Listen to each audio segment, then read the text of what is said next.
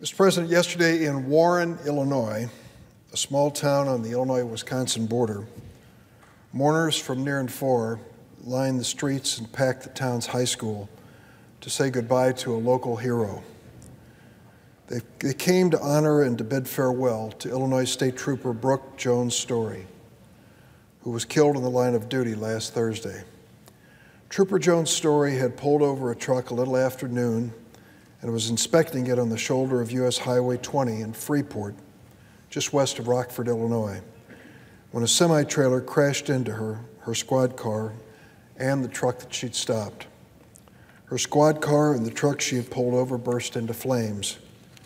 Trooper Jones Story, a devoted public servant, 11-year veteran of the Illinois State Police, wife, stepmother, daughter, sister, lifelong fan of the Chicago Cubs, fan of Disney movies, animal rescuer, and a CrossFit workout artist, died instantly.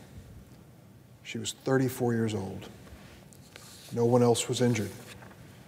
Sadly and unbelievably, Trooper Jones' Story was the second of 3 Illinois State Troopers who have died this year after being struck by vehicles on the sides of roads and highways. 3 state troopers in Illinois killed in less than 3 months. All told, 16 Illinois troopers have been struck by vehicles so far this year, several suffering serious injuries. Let me tell you about the other 2 heroes we lost. Just 2 days after Trooper Jones' Story died, Trooper Jerry Ellis was killed by a wrong-way driver near Libertyville, Illinois. It happened about 3:25 in the morning. The driver was headed in the wrong direction on Interstate 94 in Green Oaks when he hit Trooper Ellis' squad car head-on. The driver who caused the crash was also killed. Jerry Ellis was 36 years old. He'd been an Illinois State Trooper for 11 years, and before that, he'd served his country in the United States Army in Iraq. He and his wife, Stacy, were the parents of 2 little girls, Kaylee, age 7, Zoe, age 5. Chris Lambert, in fact, was the first Illinois State Trooper killed this year. It was January 12th.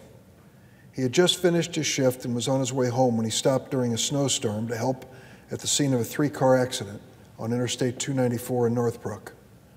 Another driver, apparently trying to avoid the pileup, swerved onto the left shoulder of the highway where Trooper Lambert was standing, hit him, and killed him.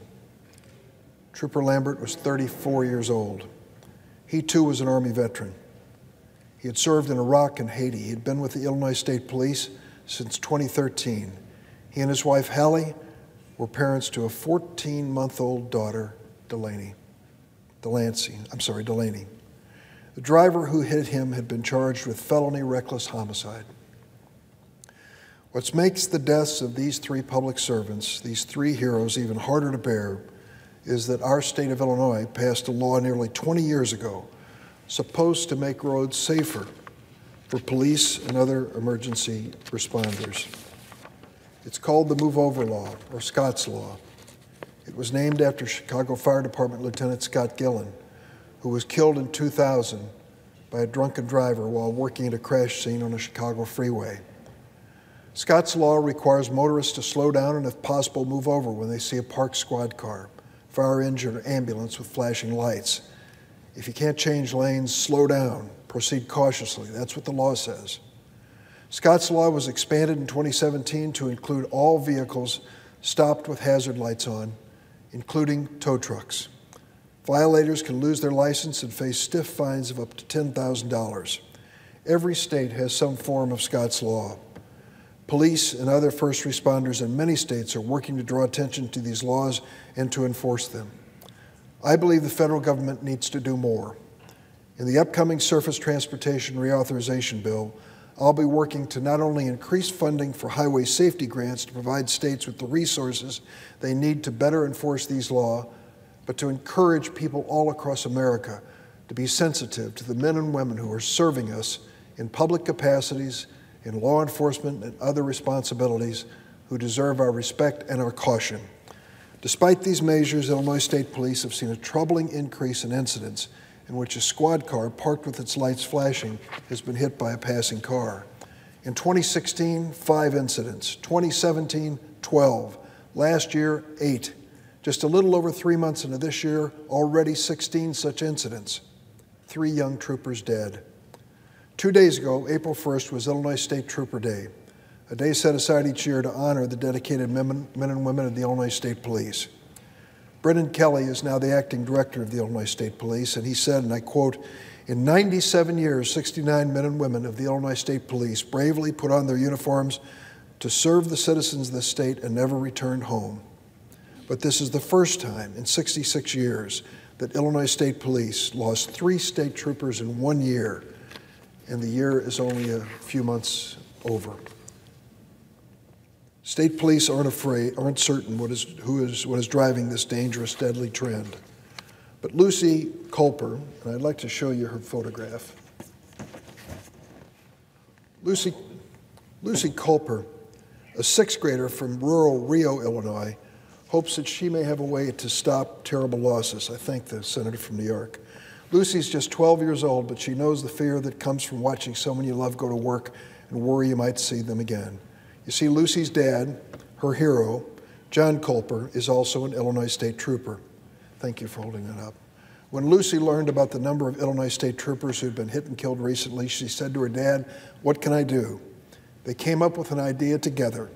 With help from her mom, Jessica, Lucy created a Facebook page to raise awareness about Scott's Law. She calls her page the Move Over Project. She posted that photo I've shown of herself standing next to her dad, holding up a sign that reads #MoveOver for my dad. She asked others who've loved ones in the police or other emergency services to post similar photos with the #MoveOver and fill in the blank. In 5 days, Lucy's Facebook page had more than 14,000 visits, 14,000 likes. People have sent in photos from all over the country. They want people to move over for their dads, their moms, their sisters, their uncles, their friends. There are photos of firefighters and police officers, EMTs, tow truck drivers, standing next to spouses, children, infants, parents, friends, and pets. This week, the State of Illinois Commission on Volunteerism and Community Service honored Lucy with the Volunteer of the Week Award. She deserved it. But Lucy says the only reward she wants is for people to follow the law and move over, so that her dad and others like him who do dangerous jobs will be able to come home to their families at the end of the day. I want to thank Lucy for her efforts in starting the Move Over project. Look at the faces and the families involved. Remember that the next time you see an emergency vehicle on a highway with its lights flashing, parked along a roadway, move over and save lives. Mr. President, I yield the floor.